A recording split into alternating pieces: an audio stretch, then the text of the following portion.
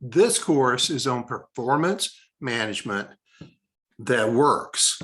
This is one of my favorite courses and probably one of the most valuable courses if embraced and executed and learned from. Most valuable courses you'll take out of this entire series. Well, let me give you a quick overview.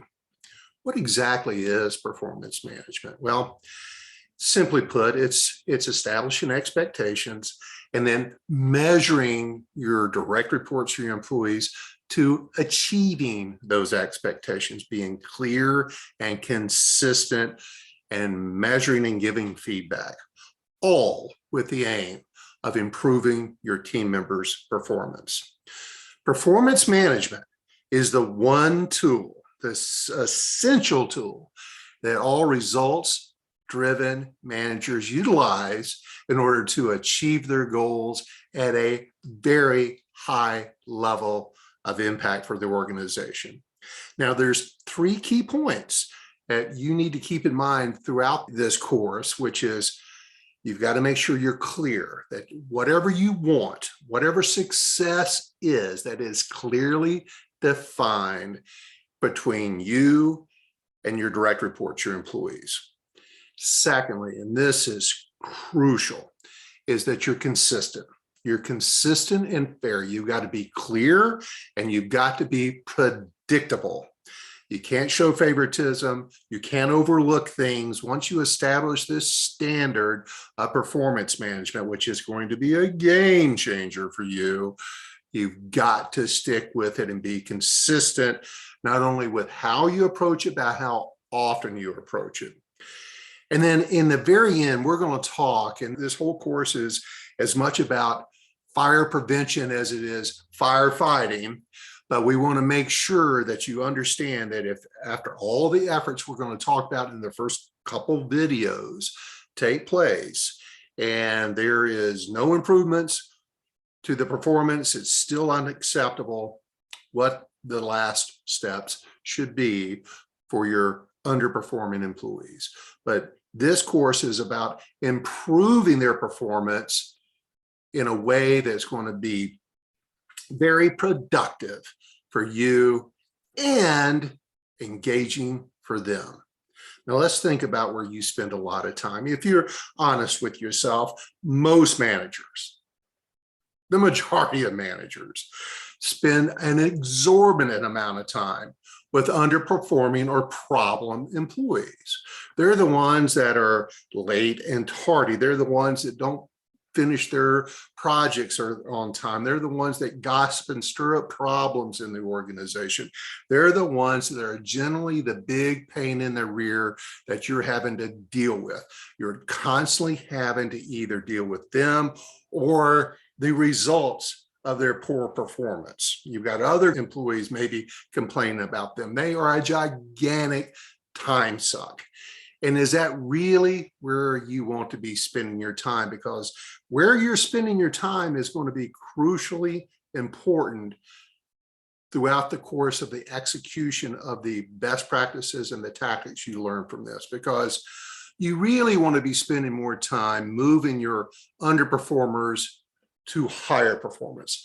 And you want to spend less time with challenging individuals, invest in them so that you're spending less time firefighting, because really the value, the high value employees in your organization are the overperforming ones, the ones that are high performers and the ones that are going to move to the next level that you can promote, that you can delegate to, that you can rely on, and it's going to create less work and stress for you.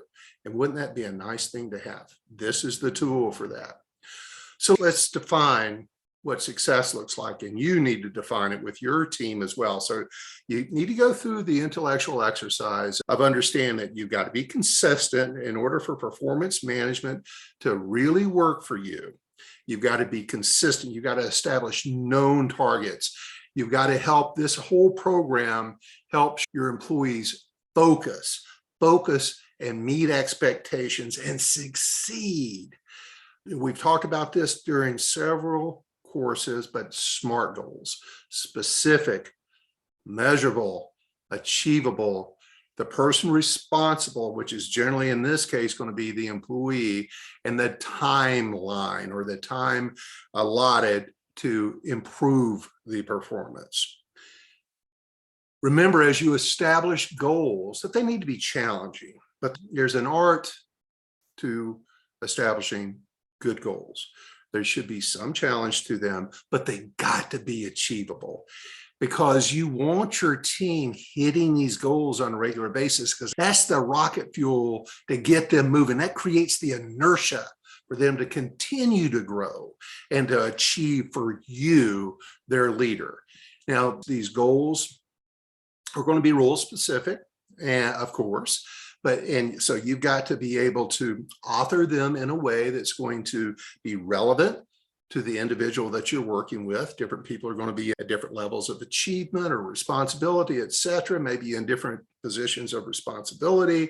They're going to be challenging, but achievable. You want to create that confidence that comes from achieving goals. I'm going to talk a little bit throughout this course on rocks. And rocks are really goals or challenges, the activities they need to be working on to get to the next level. And all of these goals, all of these rocks should support your and the company's annual goals. Part of all this is alignment. When your team is aligned with their responsibilities and understand how that ties and aligns to the company's achievement, the company's success, then you've got this very powerful force propelling your organization to high levels of success. And throughout all of our courses, I believe, most of them anyway, we talk about objectives, measurables. I strongly suggest that you invest in the book Game of Work, The Game of Work. It is a game changer for many managers out there. And it's an easy book to read. It is about how important it is. It's the neuroscience of humans and how important it is for us to assign numerical goals to our employees that they can measure, engage, and track.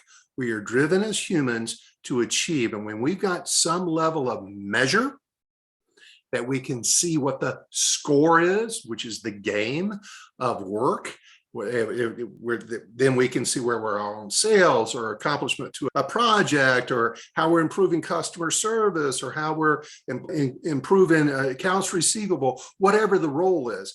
If you establish some level of measure, an objective measure to that, it is essential to getting all you can out of your team in their performance. This was the setup to all of this. We've got lots more to talk about. In our next video, I'm going to go into depth on reviews. Many companies I work with do not have a formalized review system. I am going to provide to you the tools, the forms, most importantly, the step-by-step approach to how to properly review your team members.